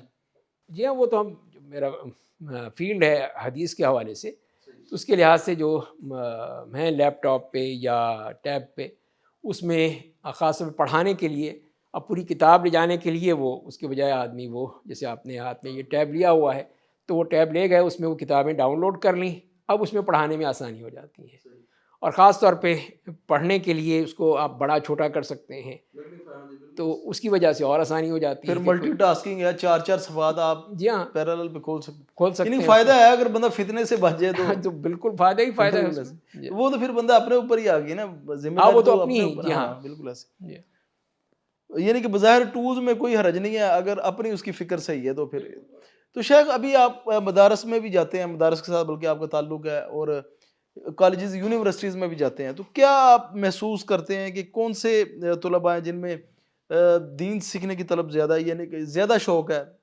اس میں جو بنیادی فرق ہے کہ ہمارے دینی مدارس دیکھا جائے تو اپنے پاکستان کے لحاظ سے بھی اور غیر ملکی جو ادارے ہیں دینی ان کے لحاظ سے بھی، تو دینی مدارس اس لیے کہ اس میں اصل جو فوکس ہوتا ہے کتاب پر ہوتا ہے، کتاب پڑھائی جاتی ہے، وہاں پہ مضمون یا لیکچرز پہ نہیں ہوتا بلکہ کتاب پڑھی جاتی ہے، تو کتاب کو پڑھنا ایک یہ اپنی اس کی اثرات ہیں، اس کی صحیح، برکات بھی ہیں، اثرات بھی ہیں کہ اس کے ذریعے سے وہ پڑھی جائے۔ یونیورسٹیوں میں کتاب نہیں پڑھائی جاتی، وہاں پہ اکثر لیکچرز ہوتے ہیں، محاضرات ہیں کہ ایک موضوع پہ ایک ٹیچر آئے گا، وہ اس پہ محاضرہ دے گا، لیکچر دے گا، اور طالب علم اس کو نوٹ کر لے گا، پھر وہ پڑھے گا، تو وہ کتاب سے ایک طرح سے دور ہو گیا۔ تو وہ تو ایسی چیز نہیں ہے کہ ایسا کوئی طریقہ ہو کہ طالب علم کو وہ چیز اس طرح دی جائے اور پھر اس سے کہا جائے جاؤ جا کے لائبریری میں چیک کرو، دیکھو اس موضوع پہ اور کون سی کتابیں ہیں اور کیا تم اس پہ تاکہ لٹریچر، فزیکل اٹیچمنٹ بھی ہو سکے۔ جی ہاں بالکل، تو یہ ہے فرق اصل کہ مدارس میں اور یونیورسٹیوں میں۔ تو دینی مدارس میں جو اگر کمی رہ جاتی ہے تو وہ یہ ہے کہ ان چیزوں کو پھر ایک طرح باقاعدہ ایکسرسائز نہیں کیا جاتا، صحیح ہے، ان کو پریکٹس نہیں عملی کی، صحیح، پریکٹیکل ان کو نہیں کروائے جاتے۔ اگر نحو صرف بھی ہے تو ہم اس کو قاعدہ تو یاد کروا دیا لیکن اس کی پریکٹس نہیں کروائی کہ وہ کس طرح اس کو وہ وہ عمل کرے گا اس کے اوپر اور کس طرح اس کو بتائے گا۔ تو یہی ہے کہ جیسے کہ وہ ہمارے استاد بھی ہیں ڈاکٹر فا عبد الرحیم، مدینے میں ملے تھے، انہوں کی کتاب تھی، اس میں ایک واقعہ پڑھ رہا تھا کہ ایک وہ نوجوان آیا افغانستان سے، تو اس کے ساتھیوں نے کہا کہ یہ تو سی بوائے ہے، سی بوائے سے کم نہیں ہے، اتنا وہ ماہر ہے نحو صرف میں، تو لہٰذا اس کی آپ وہ ٹیسٹ نہ لیں، اس کو بس سیدھا بھیج دیں۔ انہوں نے کہا نہیں میری ذمہ داری ہے، میں ٹیسٹ لوں گا، ٹھیک ہے اگر یہ واقعی اس قابل ہوا تو میں اس کو بھیج دوں گا، لیکن اگر نہیں ہے تو میں یہ پڑھے گا معہد میں، معہد اللغہ میں۔ تو انہوں نے کہا کہ ان کو کہ کسی چیز کی طرف کہا کہ پڑھو، اس کو پڑھنے کے لیے کہا، تو اس نے کہا کہ نہیں اس طرح نہیں کہتے یہ، بلکہ اس طرح جیسے کہ بسم اللہ ہے تو ہر جو حمزہ وصل ہے وہ گر گئی تو بسم اللہ پڑھا گیا، تو اس نے کہا کہ بسم اللہ جیسے ہے کہا جائے، اس طرح کا کوئی لفظ تھا میرے ذہن سے نکل رہا ہے، وہ کہا، تو انہوں نے کہا کہ حمزہ وصل اور حمزہ قطع نہیں جانتے تم؟ اب وہ چپ، کچھ اس بھی کو نہیں، اپلائی کرنے نہیں آتے تھے رولز، یہی مسئلہ ہے، اپلائی کرنا نہیں جانتا، اس کو یہ تو پتا ہے کہ اصلہ تو اس کے پاس ہے، چلانا نہیں آ رہا، چلانا نہیں آ رہا اسے، تو یہی ہے اصل کمی جو ہو جاتی ہے کہ وہ اب اس میں جب تمارین ہیں تو وہ آپ نے نہیں کی، جیسے کہ ہم نحو الواضح پڑھتے تھے تو کوئی قاعدہ یاد نہیں کیا جاتا تھا، بلکہ نحو الواضح کی تمام قاعدے پڑھ کے پھر اس کو اپلائی کیا جاتا تھا تمارین میں، اس سے وہ خود بخود یاد ہو جاتا تھا۔ شیخ آج کل ایک ڈائلاگ بڑا دیکھنے کو اکثر اداروں کے باہر لکھا ہوا ملتا ہے، دینی واسری تعلیم کا حسین امتزاج، اس کے ساتھ آپ کس حد تک متفق ہیں اور کس حد تک اس کی ضرورت سمجھتے ہیں؟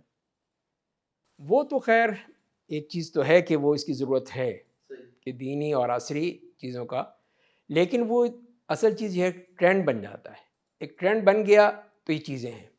ایک زمانہ وہ تھا کہ وہاں پہ کوئی دینی چیز پڑھانا کرنا ایک طرح سے ایک بہت ہی معیوب سمجھا جاتا تھا کہ ایک گورنمنٹ اسکول ہے یا انگلش میڈیم اسکول ہے، اب اس کے اندر آپ جی قرآن بھی پڑھا رہے ہیں، حدیث بھی اسی پڑھا رہے طرح ہیں۔ مدارس کے اندر دنیاوی تعلیم، خاص کر انگلش پڑھانا، مجھے یاد ہے شیخ ایک دفعہ میں حفظ کر رہا تھا تو میں انگلش سے نا اپنا نام قرآن کے اوپر لکھ دیا, تو وہ باقاعدہ طور پہ وہ تو بڑا پھڈا بن گیا جی, اس نے قرآن کے اوپر انگلش لکھ دی انگلش لکھ دی اس نے. جی ہاں تو یہ پہلے ایسے ہی ہوتا تھا, ادھر بھی تو دنیاوی تعلیم کو معیوب سمجھا جاتا. بالکل, یہ بات صحیح کہی آپ نے. تو وہی ہے نا کہ جب یہ ہمارا جو سسٹم آیا تعلیم کا, جو کہہ لیجئے کہ دو الگ الگ دھارے بنا دیے کہ یہ دینی تعلیم ہے, یہ عصری تعلیم ہے. حالانکہ یہ دونوں تعلیم جو ہے یہ ایک مسلمان کی ضرورت ہے صحیح, کہ اس کو معلوم ہونا چاہیے. جہاں قرآن و حدیث کا علم ہے وہاں پہ عصر حاضر کے بارے میں بھی اس کو معلوم ہونا چاہیے, وہ زبانیں آنی چاہیے تاکہ دین کا علم پیش کیا جا سکے دوسری زبانوں میں, سکلز جسے آسان الفاظ میں کہیں وہ آ سکے. صحیح, تو یہ چیزیں تھیں. مجھے خود یاد ہے کہ والد گرامی بتایا کرتے تھے کہ ہندوستان میں بھی جہاں پہ دینی مدارس تھے وہاں پہ کوئی نہ کوئی ان کو اسکل سکھائی جاتی تھی, صحیح, اور اس میں خاص طور پہ طب کا جو بالکل فن ہے وہ ان کو سکھایا جاتا تھا. خود والد صاحب کہتے ہیں میں فاضل الطب والجراحت ہوں, اس لیے کہ پڑھا ہے میں نے طبیہ کالج میں, لیکن میں نے پریکٹس نہیں کی, تو اس لیے مجھے لیکن کم از کم اسکل تو ہے, اسکل تو ہے. جی ہاں, کہ سمجھ سکتے ہیں ایک چیز کو. تو وہی یہ تھا کہ علماء کو باقاعدہ اطباء بنایا کرتے تھے تاکہ وہ کسی کے سامنے ہاتھ نہ پھیلائیں, وہ اپنی مہارت سے اپنی اس محنت سے کمائیں خود بھی اور اپنے بچوں کا بھی, اور پھر علم جو ہے وہ بغیر کسی معاوضے کے پڑھائیں. تو یہ ایک ان کے نزدیک تھا. تو لہذا یہ چیز ہے کہ ہم نے جب دینی اور عصری تعلیم اس کو باقاعدہ ایک نظم کے تحت, ایک سسٹم کے تحت بنایا جائے. بعض لوگوں نے کوشش کی ہے کہ اس کو اس طرح باقاعدہ اس کا ایک سلیبس بنایا جائے, تو وہ چیزیں اگر ہوں گی تب یہ امتزاج ہوگا. اب صرف آپ نے ایک ٹچ دے دیا تو اسے اسلامک ٹچ دے دیا یا دنیاوی ٹچ دے دیا, بس دنیاوی ٹچ دے دیا. تو ٹھیک ہے, اب یہاں پہ جیسے کہ کسی بھی دینی ادارے میں مدرسے میں جب ان کو وہ پڑھائی جاتی ہیں کہ آپ ان کو کہیں کہ آپ میٹرک کر لیں, ایف اے کر لیں, پھر جب امتحان کا وقت آتا ہے تو طالب علم کہتا ہے مجھے چھٹی دیں, ادارہ کہتا ہے کہ بھئی تمہاری تعلیم ضائع ہوگی. تو یہیں سے پھر وہ گیپ جو ہے نا وہ کلیش شروع ہو جاتا ہے. تو یہ مسائل ہوتے ہیں. بلکہ شیخ ابھی تک نا یہ پچھلے چند دنوں میں 2 طلباء جنہوں نے مجھے بتایا کہ میں جو ہے نا دن ٹائم مدرسے میں پڑھتا ہوں تو شام ٹائم میں یونیورسٹی میں جاتا ہوں, تو کہتا مجھے یہ شکوہ کہ حالانکہ میری تو بڑی تحسین ہونی چاہیے, میری تعریف ہونی چاہیے کہ یار میں دونوں پڑھا ہوں, تو کہتا باقاعدہ طور پہ جو ہے نا وہ میرا کلاس کے سامنے وہ مذاق اڑایا جاتا ہے. مثال کے طور پہ ایک دوست ہے, وہ قریبی دوست ہے میرا, کہتا ہے میں صبح ٹائم پڑھتا ہوں مدرسے میں, درس نظامی کر رہا ہوں اور سبق بھی کہتا ہے برائٹ اسٹوڈنٹ ہوں میں, اور شام کے ٹائم میں جاتا ہوں ایک یونیورسٹی میں, ادھر میڈیا سائنسز پڑھ رہا ہوں میں. تو کہتا وہ میرے وہ ٹیچر پوچھتے ہیں آپ کا آبجیکٹیو کیا, آپ نے دنیاوی اعتبار سے کیا بننا ہے, تو اس نے بتایا کہ میرا ارادہ میں صحافی بنوں. کہتا یہ دیکھیں صحافی ہونے اس طرح سے ہوا کریں گے, ہوں صحافی مدرسے پڑھائے. تو یہ تو دونوں طرف یہ وہی کہہ لیجئے کہ وہ ذہنی طور پہ بہت ہی تنگی ہے کہ اس طرح سوچا جائے. بلکہ وہی جیسے کہ ایسے طلباء کو کی تو حوصلہ افزائی ہونی چاہیے کہ جب وہ ایک طرف یہ بھی پڑھ رہے ہیں اور وہ بھی پڑھ رہے ہیں, تو یہاں پہ وہ امتزاج آ سکتا ہے کہ اگر اس نے ایک اپنا ایک ہدف مقرر کر لیا ہے کہ میں نے صحافی بننا ہے, تو اس کو سپیس دینی چاہیے. اس کو سپیس دینی چاہیے, بالکل اس کے ساتھ تعاون ہونا چاہیے. بلکہ میں تو یہ کہوں گا کہ ہمارے دینی مدارس میں اس قسم کی چیزوں سے متعارف کرانا چاہیے. اگر آپ پڑھا نہیں سکتے تو کم از کم آپ ان کو متعارف تو کرایا جا سکتا ہے, پتہ تو ہونا کہ یہ ممکن ہے. جی ہاں, یہ چیزیں ہیں. آپ ان کے لیے ایسے لیکچرز کا وہ اہتمام کریں, پروفیشنلز کی طرف پروفیشنلز آئیں وہاں پر, صحیح, بالکل وہ ان کو بتائیں کہ میڈیا کیسے کام کرتا ہے, یہ ٹی وی ہے یا جتنے بھی اس قسم کے سوشل میڈیا کے آلات ہیں یہ کیسے کام کرتے ہیں, کیا ہوتا ہے, اس کا اثرات کیا ہیں, اس کے مہلک اثرات کیا ہیں, مثبت کیا ہیں, یہ تمام چیزیں ان کو بتائی جائیں, مختلف لیکچرز ہوں. شیخ یہ جو مدارس کے فضل آئے ہیں, اب جیسے ابھی بھی آج کل پیپر ہوئے ہیں تو ماشاءاللہ ایک اچھی خاصی کھیپ نکلی ہے, تو آپ کن طلباء کو ریکمینڈ کرتے ہیں کہ وہ جا کے ایم فل کریں اور پی ایچ ڈی کریں؟ اب اس میں پہلی بات تو یہ ہے کہ وہ ذہن میں ایک طرح سے ایک احساس کمتری پیدا ہو جاتا ہے بعض لوگوں میں کہ ہم نے بس ایک دینی مدرسے میں پڑھا ہے اور کچھ بھی نہیں کیا, ہمارے تو کوئی فوکس ہی نہیں ہے, ہم جا کے کیا کریں گے. وہاں پہ بھی مدینے میں بھی طلباء سے ملاقات ہے, وہ بھی یہی پوچھ رہے تھے. تو میں نے ان سے یہی کہا کہ یہ مطلب نہیں ہے کہ آپ کے لیے صرف ایک مسجد اور مدرسہ ہی ہے, دنیا میں اور بھی چیزیں ہیں, بہت سے ہیں. جیسے کہ کراچی میں کچھ آئے طلباء, انہوں نے وہاں پہ ایک ادارہ قائم کر دیا, المدینہ اسلامک سینٹر کے نام سے. ہاں جی بالکل, جی ہاں, ماشاءاللہ. ماشاءاللہ دیکھیے اب ان کی وہ سب وہیں کے بہت فارغ اچھا ہیں، ادارہ کام کر رہا بہت اچھا ادارہ کام کر رہا ہے، وہ دعوت دین کا بھی کام کر ہے، رہے ہیں، فزیکل بھی کر رہے ہیں، میڈیا پہ بھی کر رہے میڈیا پہ بھی کر رہے ہیں، میڈیا بھی انہوں نے کیا۔ تو یہ ہے کہ آپ اپنے آپ کو محدود کیوں کرتے ہیں کہ میں جاؤں گا وہیں پہ اسی مدرسے میں چلا جاؤں گا، ان سے کہوں گا جی مجھے بھی رکھ لیں۔ ہیں۔ یعنی کہ آپ سمجھتے ہیں کہ اگر M Phil P H D نہ بھی کریں تو کام کرنے کے بہت سے، جی ہاں، بہت سے آپ کے پاس وسائل موجود ہیں، آپ ان کے ذریعے سے کچھ نہ کچھ کر سکتے ہیں۔ یعنی اب تو آسان ہو گیا کہ آپ گھر بیٹھے ہی اپنا ایک اسٹوڈیو بنا لیجئے، وہاں سے دعوت دین کا کام کر لیجئے، تو وہ بھی آپ کے کام آئے گا۔ تو یہ ہے، کوشش کرنی چاہیے کہ آدمی اپنے آپ کو محدود نہ کر لے، اپنی جو ذہن ہے اس کو تنگ نہ کرے، وسعت کی طرف جائے، تو وہاں سے ضرور اس کو فائدہ ہوگا۔ شیخ ربیع بن ہادی المدخلی سے منسوب جو بعض حضرات ہیں اور انہوں نے جرح تعدیل کے نام پہ جو ردود کا منہج اپنایا ہوا ہے، اس بارے میں آپ کیا کہیں گے؟ کیونکہ جب سے سوشل میڈیا آیا ہے تو یہ سلسلہ بہت تیز ہو گیا ہوا ہے۔ اصل بات تو یہ ہے کہ جرح و تعدیل جو اصل وہ فن ہے، یہ کب انٹروڈیوس ہوا؟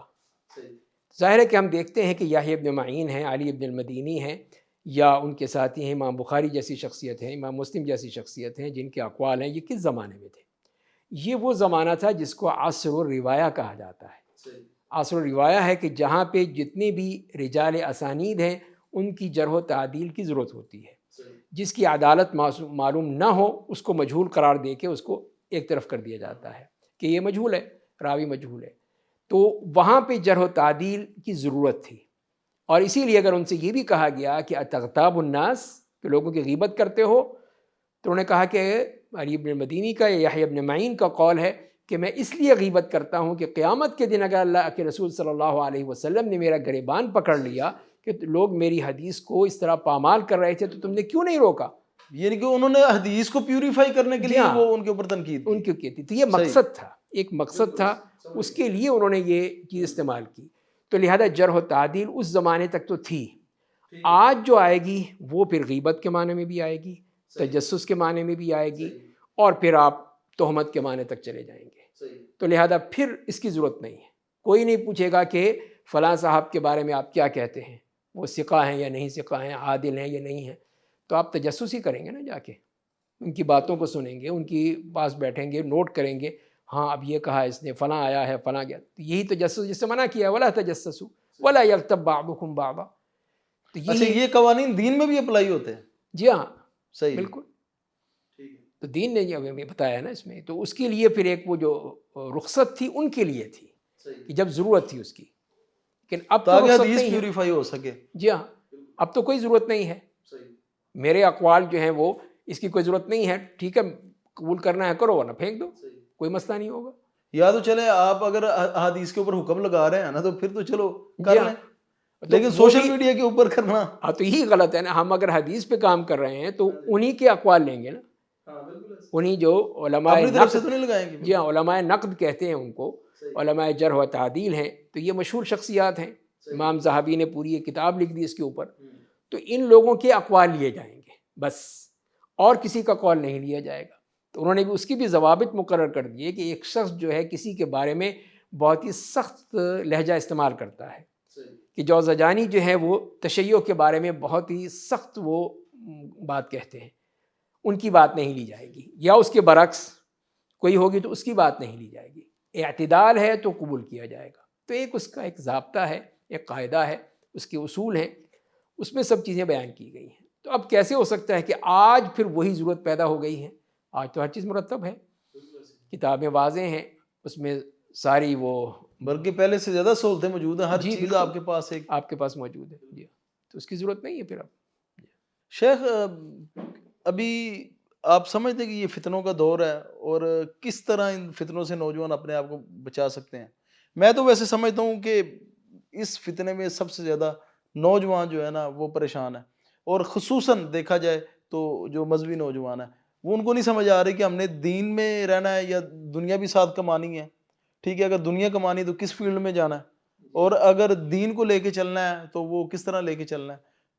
اور میں اس میں جو بیسک جو چیز سمجھتا ہوں وہ سکلز بھی ہیں، کہ اس میں سکلز بھی انوالو ہوتے ہیں کہ سکلز نہیں دے پائے ہم، ہمارے مدارس میں ان کو اس حوالے سے گائیڈ ہی نہیں کیا گیا۔ کاؤنسلنگ ہی نہیں کی گئی. بالکل صحیح بات ہے کہ وہ یہ کاؤنسلنگ کا اور اس کا جو اصل اویئرنیس ہے اس سے بالکل ہی ان کو غافل رکھا گیا کہ خاص ایک منہج پہ چل رہے ہیں. یہ نہیں ہے کہ اس کو متعارف کرایا جائے دنیا سے. صحیح. تو وہی ہے کہ جیسے ابھی بات ہوئی کہ مذہبی جو ادارے ہیں، دینی ادارے ہیں، ان میں بھی ضرورت ہے کہ ہم ان طلباء کو اس دنیا کی دوسری جو چیزیں ہیں، چاہے وہ فتنہ ہے یا کچھ وہ اسکلز کی صورت میں ہے، کسی بھی علم کی صورت میں ہے، اس سے متعارف کرائیں. صحیح. تو اس سے جب متعارف ہوگا تو اس کا افق وسیع ہوگا، ذہنی طور پر وہ مزید سوچنے کے قابل ہوگا. لیکن جب آپ اس کو ایک خاص کنویں میں بند کر دیں گے تو وہاں پہ پھر وہ افق کیسے وسیع ہوگا؟ تو وہ تو انہی میں ہے. تو وہیں پہ طلباء کو میں نے محسوس کیا کہ وہ اپنے اسی ایک دائرے میں ہی گھوم رہے ہیں، اور آگے کمپلیکس کا نہیں. شکار ہو جاتے ہیں. جی ہاں. تو یہی وجہ ہے کہ جب ہم نے اداروں کا بھی ایک ذمہ داری ہے، اساتذہ کی بھی ذمہ داری ہے کہ ان طلباء کے افق کو وسیع کیا جائے، کہ اس میں کیا جائے. اب ایک نوجوان جو کالج کا ہے، یونیورسٹی کا ہے، وہ بالکل خالی الذہن ہوتا ہے. آپ جو اس کو ایک فکر دیں گے، اس کو عمل دیں گے، تو وہ یقیناً پھر آپ کی بات سنے گا. تو یہ ہے کہ وہاں تو یعنی ایک طرح سے کھلا میدان ہے کہ ان کو صحیح راستہ دکھا دیا جائے، قرآن و سنت کے حوالے سے بتایا جائے. اس میں تو وہی جیسے کہ ہمارے ساتھی تھے، میں جب یونیورسٹی میں پڑھاتا تھا کلیت الشریعہ میں، انگلینڈ سے پڑھ کے آئے تھے، وکالت کر کے آئے تھے، وکیل یا قانون پڑھ کے آئے تھے. تو میں نے یہ بتایا کہ اسلام میں پرائیویسی کی اتنی تاکید کی گئی ہے، اس کی اہمیت بتائی گئی ہے کہ یہ کہا گیا کہ اگر تمہارے گھر میں کوئی جھانک رہا ہے، سوراخ میں سے دیکھ رہا ہے اور تم نے اس کی آنکھ پھوڑ دی تو تم پر کوئی حرج نہیں ہے. تو وہ حیران رہ گئے دیکھ کے. تو یہ ہے کہ ہم نے دین پڑھایا ہی نہیں، دکھایا نہیں، بتایا نہیں، اس علم کو، اس قرآن و سنت کے احکام کو لوگوں تک نہیں پہنچایا، تو جدید ذہن جو ہے وہ فوراً متاثر ہوتا ہے. ضرورت اس بات کی ہے کہ ہم چاہے وہ دینی مدارس کے ہیں طلباء، ان کے لیے جیسے میں نے عرض کیا کہ اس قسم کے لیکچرز کا اہتمام ہو. جو یونیورسٹی اور کالج کے طلباء ہیں ان کو آپ دین کی یہ خصوصیات بتائیں، کسی فرقہ واریت کی طرف مت جائیں، اس کو دین کے اس سے محبت پیدا کریں. تو پھر دیکھیے وہ نوجوان ضرور آپ کے پاس آئے گا. شیخ ایک طرف ہم دنیاوی تعلیم میں روتے ہیں جی، لاڑ مکالے کا بنایا ہوا یہ نصاب تعلیم ہے، لاڑ مکالے کا، ادھر تو ہم بڑی تنقید کرتے ہیں. لیکن اگر ہمارے مدارس میں دیکھا جائے تو اصلاحات تو ہونے والی ادھر بھی بہت زیادہ ہے. بالکل بہت زیادہ ایسی کتب ہیں جو پڑھائی جاتی ہیں اور وہ طلباء کہہ رہے ہوتے ہیں کہ جی ان کی ہمیں ضرورت ہی نہیں ہے.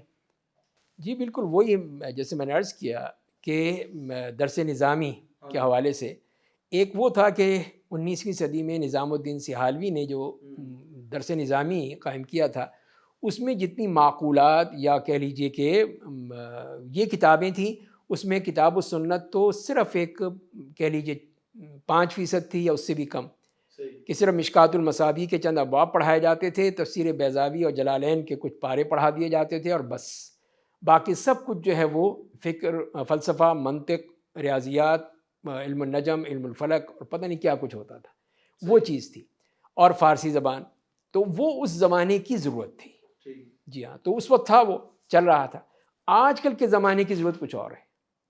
آج کل کا ایک تاجر جب پوچھتا ہے کہ یہ سود میں کیوں حرام کروں، اسے کیوں میں اس سے کاروبار کیسے حلال ہے، سود کیسے حرام ہے، تو جی ہاں وہ آپ سے پوچھتا ہے یا مجھ سے پوچھتا ہے، میں کیا جواب دوں گا؟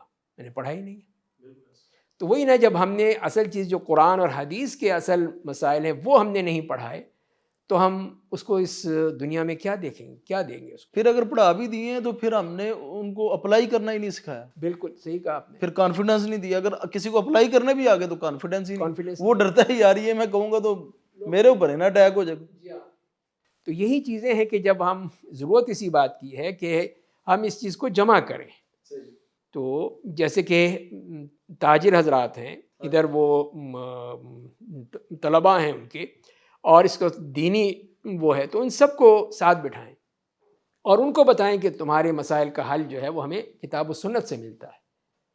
تو یہ چیز کریں گے تو پھر آپ اس معاشرے میں کوئی فعال کردار ادا کریں گے. تو اسی لیے پھر دینی مدارس میں اس قسم کے لیکچرز ہوں یا اس قسم کے ادارے بنیں. اب دیکھ لیجئے بعض ادارے ایسے ہیں جہاں پہ وہ اس پہ یعنی پورے اس سے اعتماد سے بات کرتے ہیں اور اس پہ وہ فتوے دیتے ہیں، بتاتے ہیں کہ یہ چیزیں جو ہیں یہ حرام ہیں یا صحیح ہیں یا غلط ہیں، جو کہ سب تفصیل سے دیتے ہیں. تو اس کی ضرورت ہے کہ آج کل کے اس دور میں تو یہ چیز ہے کہ ہم جب تک کہ اپنے دینی مدارس میں اس قسم کی چیزوں کو آگے نہیں بڑھائیں گے اس وقت تک اس معاشرے کو صحیح طرز پہ کیسے لا سکتے ہیں؟ شیخ ابھی دیکھا گیا جو ہمارے مدارس کے طلباء نکلتے ہیں، اب ایک نیا ٹرینڈ مارکیٹ میں آیا جی، کاروبار اپنا ہونا چاہیے اور ساتھ دین کی خدمت ہونی چاہیے. تو آپ کیا سمجھتے ہیں کہ اس طرح ممکن ہے اگر کوئی بندہ دین کی خدمت کرنا چاہے اور کاروبار بھی کرتا رہے اور ساتھ دین کا بھی کام ہو؟ ہاں تو وہ تو وہی ہے نا کہ جب اس کے پاس اتنا پیسہ ہو. اب ہر ایک کے پاس اتنا پیسہ نہیں ہے، ہر بالکل طالب ایسے علم کے پاس. کاروبار کر کے بھی نہیں اتنا، اب وہ نہ ادھر آ پاتا ہے نہ ادھر جا پاتا ہے. ہاں حالانکہ وہ اگر ادھر آ کے تو اگر اپنی پہچان بنا لیتا ہے درس و تدریس میں تو ہو سکتا ہے اللہ تعالیٰ اس کو زیادہ برکت دے دے. ابھی بڑے علماء کرام ہیں ماشاءاللہ، بڑا اچھا لائف سٹائل ان کا جی رہے ہیں ماشاءاللہ. بالکل ہو رہا ہے جی. تو وہی ہے کہ بیک وقت ایک شخص جو ہے وہ دو کشتیوں میں سفر نہیں کر سکتا. تو ضرور ہے کہ یا تو وہ ڈوب جائے گا یا تباہ ہو جائے گا. تو اسی لیے پھر یہاں پر اس چیز کی ہے کہ دوغلی چیز نہیں چل سکتی. ٹھیک ہے اللہ نے آپ کو اگر دیا ہے تو پھر آپ کسی کے ساتھ انویسٹ کر سکتے ہیں، کسی کو اور لوگوں کو لگا سکتے ہیں، لیکن آپ تو وقت نہیں دے سکتے کہ آپ دکان پہ بھی بیٹھیں آ کے پھر اپنی مسند پہ بھی بیٹھیں. تو یہ ہو نہیں سکتا ہے. بلکہ جو تاجر حضرات ہیں ان کو بھی اس طرح کے لوگوں کو سپانسر کرنا چاہیے. جی ہاں بالکل، مستغنی کر کے تو ان سے دین کا کام لینا دین کا کام لیں چاہیے، ان اس سے. ماڈل پہ بھی کام ہونا چاہیے. بالکل یہ ہے، صحیح بات ہے آپ کی. تو الحمدللہ جو ہمارے ہاں جو دینی مدارس کا جو اہتمام ہے چل رہا ہے تو وہی نہیں ایسے نیک لوگوں کی وجہ سے چل رہا ہے. ایسے تاجر حضرات ہیں، مخیر حضرات ہیں کہ وہ ان کے ساتھ تعاون کرتے ہیں، اسی سے یہ ادارے چل رہے ہیں. شیخ آپ مکتبہ دعویٰ میں آپ ابھی ڈائریکٹر ہیں ماشاءاللہ، تو ادھر کام کی نوعیت کیا ہوتی ہے؟ یعنی وہ تصحیح کر لیں کہ وہ دعویٰ اکیڈمی ہے. مکتب الدعوہ تو وہ جو سعودیہ کا تھا وہ ہے، الگ ادارہ ہے. تو میں اچھا یہ تھا دعویٰ اکیڈمی دعویٰ ہے. اکیڈمی، اس میں میں تھا، اب نہیں ہوں. صحیح. اب اس میں نہیں ہوں. 2-3 سال سے اس کو میں یعنی مجھے ادھر منتقل کر دیا گیا تدریس کی طرف، تو اب میرا کوئی اس سے نہیں ہے. تو وہ ادارہ تھا دعویٰ اکیڈمی، ایک اچھا ماڈل تھا کہ وہ کام جو حکومت کو کرنا چاہیے وہ کام یہ ادارہ کر رہا تو یہ تھا. پرائیویٹ ادارہ تھا؟ نہیں، یونیورسٹی کا ہی ایک حصہ تھا، یونیورسٹی کا حصہ تھا. تو اس میں ہی یہ سب کام ہوتے تھے، جس میں خاص طور پہ ائمہ کرام کی تربیت. صحیح 3 ماشاءاللہ. مہینے کا کورس ہوتا تھا جس میں جو سویلین ائمہ کرام ہیں مدارس میں، مساجد میں، ان کو دیا جاتا تھا، ان کو وظیفہ بھی دیا کرتے تھے ان کو یہ. اور اس میں یہ ہوتی تھی کہ کس طرح کی ہم آہنگی بڑھیں. تو یہ بھی جاری ہے؟ ہاں بھی ہے، اس طرز پہ نہیں رہا اس لیے کہ اس کو ایک طرح سے اس ادارے کو بہت ہی ایک طرح سے مفلوج کر دیا گیا. تو اب وہ کیفیت نہیں ہے، لیکن اب بھی اس میں یہ کام کچھ نہ کچھ ہو رہے ہیں. تو اسی طرح جو پروفیشنلز ہیں ان کی بھی تربیت ہے، جیسے ڈاکٹرز ہیں، انجینئرز ہیں، ٹیچرز ہیں، میڈیا ورکرز ہیں، ان کی ورکشاپس وغیرہ ہو جاتی تھیں، ان کی کچھ وہ اس طرح کے پروگرام ہو جاتے تھے. حتیٰ کہ افواج پاکستان کے جو آتے تھے افراد ان کی بھی کورس ہوتے تھے، ان کے لیے 1 مہینے کا یا 1.5 مہینے اس طرح کے کورسز ہوتے تھے. اور اسی طرح ائمہ کرام میں بھی جو مسلح افواج کی جو یونٹس میں جو ائمہ کرام ہیں تو وہ افواج یعنی GHQ کی طرف سے باقاعدہ ان کی لسٹ آتی تھی. اچھا. ہاں تو وہ آ کے ایک کورس وہ کرتے تھے، سال میں 3 کورس، 2 عام جو ائمہ کرام ہیں اور ایک افواج میں جو ائمہ کرام ہیں. تو یہ وہ چیز تھی کہ جس کے ذریعے سے ہم کہہ سکتے ہیں کہ ایک فضا جو ہے وہ فرقہ واریت کے بجائے ہم آہنگی کی طرف بڑھتی تھی. اس میں بہت اچھے اور محنتی لوگ بھی آتے تھے. تو ایک یہ اس کا ایک اہم مقصد تھا. دوسرا میں نے جیسے عرض کیا کہ وہ مختلف جو معاشرے کے لوگ ہیں ان کی خواتین کا الگ سے ایک شعبہ تھا کہ وہ بھی خواتین ٹیچرز ہیں، خواتین میں طالبات ہیں یا ڈاکٹرز ہیں، ان کے لیے اس طرح کے چھوٹے چھوٹے کورسز رکھ دیے جاتے تھے کہ جس میں آ کے وہ دین کے حوالے سے سمجھیں اور کریں. اور واقعی جو ہمارے یہاں ایک روایتی انداز ہے کہ جس میں بس وہ ایک کتاب پڑھ لی یا کچھ چیزیں سمجھ لی، یاد کر لی اور بس وہ سمجھ گئے کہ. لیکن ویسے شاید ابھی میں سمجھتا ہوں کہ تعلیم سے زیادہ تربیت کی ضرورت ہے نا ہمیں. بالکل یہ معاشرتی طور پہ بھی دیکھا جائے، بس یہ تو قوم دیکھا جائے تو ہماری کوئی ڈگر ہی کوئی نہیں ہے، بالکل کوئی ویژن نہیں، آبجیکٹو بھی کوئی نہیں. بالکل یہی بات ہے کہ تعلیم تو بہت زیادہ تربیت ہاں کی ضرورت ہے، تربیت کا فقدان. تو یہ ہے میں دعویٰ اکیڈمی میں پھر اسی بات کی طرف فوکس تھا کہ اس طرح تربیت کا کچھ نہ کچھ عنصر رکھا جائے۔ شیخ عبدالجبار شاکر رحمہ اللہ کے ساتھ بھی آپ کا تعلق رہا؟ جی جی، ویسے ان سے تو تعلق تو پرانا تھا، جبکہ وہ لاہور میں تھے یا آئے تو پھر یہاں پر آئے تو تب بھی ان سے تعلق رہا، بہت یعنی محبت کرنے والے۔ ایک دفعہ حج میں بھی ان کے ساتھ رہنے کا موقع ملا تو، اور پھر وہی دعویٰ اکیڈمی کے ڈی جی رہے، اور ان کے انتقال کے بعد پھر کچھ اور لوگ آئے تھے، پھر مجھے موقع ملا تو انہوں نے بھی کوشش کی کہ اس معاملے میں جو خاص طور پہ جو پروگرام ہے ان کو اس طرح نئی جہت دی جائے کہ جس کے ذریعے سے یہ تربیت کا جو معاملہ ہے وہ آگے بڑھے۔ تو ان کے بھی بہت اچھے اقدامات ہیں، آثار ہیں اس کے تو، لیکن شیخ وہ تو اثاثہ تھے ہمارا، وہ تو بالکل بڑی عظیم شخصیت ہے۔ بہت عظیم شخصیت جی۔ میں خود دیکھا ان کو کہ جب وہ حج پہ بھی تھے تو وہ اپنی کتابوں میں ہی منہمک رہتے تھے، کتاب خریدنی ہے، یہ کتاب لینی ہے، وہ کتاب لینی ہے، یعنی جتنا بھی میرے خیال میں ان کے پاس جو بھی پیسے تھے سارے وہ کتابوں میں لگا دیتے تھے۔ تو ایسی کتابوں سے محبت کرنے والا شخص اور پھر وہ علمی شخصیت وہ اب کہاں ملتی ہے؟ اور ہم ان کی جگہ بھی نہیں لے پائے۔ بالکل نہیں، کوئی ایسا شخص نہیں ہے اتنی محبت کرنے والا۔ ٹھیک ہے جی شیخ، جزاک اللہ۔ انشاءاللہ اگلی نشست میں سوالات ہوتے رہیں گے۔ لاسٹ آخری کویسچن میں آپ سے یہ کرنا چاہتا ہوں کہ آپ کا انٹریکشن رہتا ہے ماڈرن آرگنائزیشن سے، کچھ نوجوان جو یونیورسٹیز کالجز سے آ کر دین سیکھ کے آگے دعوت کا کام کر رہے ہیں، تو آپ ان کو کس نظر سے دیکھتے ہیں؟ ان کے اوپر تنقید بھی ہو رہی ہوتی ہے، اکثر علماء کہتے ہیں جب آپ دعوت دینے کے لیے نکلتے ہیں تو آپ کم از کم آپ کو اصول پتہ ہونے چاہیے، اور ایک وجہ یہ بھی ہے علماء کی بات بھی اس حد تک ٹھیک ہے کہ ان سے کئی غلطیاں ہوتی ہیں، بہت بڑی بڑی غلطیاں ہو جاتی ہیں، تو لوگ گمراہ ہونے کا بھی خطرہ ہوتا ہے۔ کچھ تو لوگ بہت ہی زیادہ گمراہ ہو گئے ہیں، مثال کے طور پہ یجوج مجوج کے حوالے سے ان کے بڑے عجیب و غریب عقائد ہیں، اور معراج شریف کے حوالے سے، اور اس طرح کے آپ سننے میں آتا رہتا جی ہاں، ہوگا۔ بہت اہم چیز کی طرف اشارہ کیا آپ نے۔ تو اس میں جو ہمارے ہاں جو نوجوانوں کی اس طرح کی تنظیمیں ہیں کچھ، بہرحال ان کا جو طریقہ کار ہے یا ان کا جو مقصد ہے وہ تو بہت اچھا ہے، اس لیے کہ ان یونیورسٹیوں میں کالجوں میں ہماری آواز نہیں پہنچ پاتی۔ جو ایک عالم دین ہے یا مولوی حضرات کہہ لیجئے، وہ وہاں نہیں جا سکتے، یہ جو روایتی علماء کرام ہیں، ہاں وہ نہیں جا بالکل۔ سکتے۔ تو وہاں پہ ان کی ضرورت ہے کہ وہاں پر یہ نوجوان جائیں اور پھر انہی کی زبان میں، انہی کی طرز عمل میں ان سے بات کریں، تو ان کو بات بتائیں۔ تو پہلی بات تو یہی ہے کہ ان کی تربیت کی جائے، ان کی تربیت کی جائے، علماء سے ان کا ایک تعلق قائم رہے۔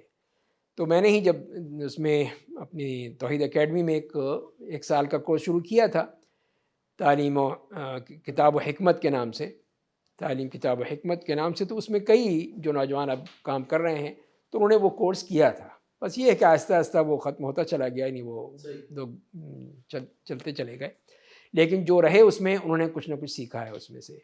تو یہ ہے کہ ہمیں پھر کوشش ہونی یہی ہے کہ نوجوانوں کو اس طرح جمع کیا جائے، ہمارے جو دینی مدارس ہیں یا مساجد ہیں یا ادارے ہیں، ان کے ذریعے سے ان لوگوں کو یہ احساس دلایا جائے کہ آپ نے اگر کوئی کتاب پڑھ لی ہے یا کوئی کورس کر لیا ہے تو آپ کو شیخ الاسلام نہیں بن گئے، اب آپ کو یہ حق نہیں ہے۔ جیسے خواتین کے ادارے ہیں تو وہ بھی ہیں کہ وہ کوئی مفتیہ نہیں بن گئی، تو یہ ہے کہ ان کو بتایا جائے کہ آپ نے یہ سیکھنے کا مرحلہ ہے وہ باقی رہنا چاہیے، ختم نہیں ہو جانا چاہیے، کہ آپ یہ نہ سمجھیں کہ بس یہ بہت کچھ ہو گیا۔ تو لہذا اس پہ علماء کے ساتھ تعلق قائم رکھیں، ان سے سیکھتے رہیں، ان سے پڑھتے رہیں۔ تو بہرحال جہاں تک وہ لوگ ملتے ہیں میں نے پوری کوشش کی ہے کہ ان کو اس بات کی طرف لائیں کہ آپ اس کو پہلے تیار کریں ایسے نوجوان، پھر ان کو آپ ٹھیک ہے آگے بھیجیں ان کو۔ شاید دیکھنے میں آتا ہے نا جیسے دنیاوی اعتبار سے بھی پروفیشنز ہوتے ہیں، مثال کے طور پہ جو ڈاکٹری کا پروفیشن ہے، اس میں دیکھا جائے تو اگر کوئی عطائی آتا ہے تو اس کے اوپر آپ کو پتہ ہے کتنے رولز اینڈ ریگولیشنز ہیں، جی جی، لیکن دین میں کوئی بھی آ کے تو وہ اپنا ایک تھوڑا سا سیکھتا ہے اور آگے اس کی تبلیغ شروع کر دیتا ہے اور کو پوچھنے والا ہی نہیں ہے۔ اگر علماء کرام اس کے اوپر گفتگو کرتے ہیں تو الٹا علماء کے اوپر تنقید شروع کر دی جاتی ہے۔ اب علماء سے اگر پوچھا جائے نا تو ان کی بات اپنی جگہ پہ ٹھیک ہے کہ یہ یا تو ہونا کہ دعوت دے کے یونیورسٹی کالجز کے لوگوں کو تو علماء کے ساتھ لا کے جوڑ دیں، تو وہ جوڑا تو جا نہیں رہا، اگر جوڑا جا رہا ہے آپ کی نظر میں تو اب وہ میری چیز نہیں اصلاح ہے، فرما دیں وہی ہے نا کہ وہاں پہ یہی گیپ ہے، یہی گیپ کہ موجود ہے۔ یا تو یونیورسٹیز کے بچوں کو لا کے علماء سے جوڑ دیا جاتا نا، تو وہ یہ سلسلہ تو ابھی کچھ بظاہر نظر نہیں آ رہا۔ تو ہاں، اس کو بہت بڑے پیمانے پہ ضرورت ہے کہ اس طرح کا کیا جائے، اور اصل بات ہی یہی ہے کہ ایک مانیٹرنگ اتھارٹی ہونی چاہیے جو کہ اس چیز کو مانیٹر کرتی رہے کہ وہاں پہ اس میں ایک نوجوانوں کو تباہ کرنے کے لیے یا نوجوانوں کی اس کردار کشی کے لیے جو کام ہو رہے ہیں اس کو کس طرح ختم کیا جائے. تو ورنہ پھر یہی ہوگا کہ یہ جو ہماری یونیورسٹیاں ہیں، کالج جو ہیں، یہ سب تباہی کے اڈے بن جائیں گے. بالکل ایسے ہی. تو یہی وجہ ہے کہ اس کے لیے بہت سخت ضرورت ہے یعنی کہ کہ ان کی کام ہو، ضرورت ہے، بس اصلاح کی ضرورت ہے ان کی، اصلاح کی ضرورت. اور اصلاح ہونی چاہیے. ٹھیک ہے جی شیخ، جزاک اللہ. اللہ آپ کو صحت ایمان والی لمبی زندگی دے، اور ہم انشاءاللہ یہ نشست ہماری دوبارہ ہو. والسلام ورحمۃ اللہ وبرکاتہ. سبحانک اللہم و بحمدک، اشہد ان لا الہ الا انت، استغفرک.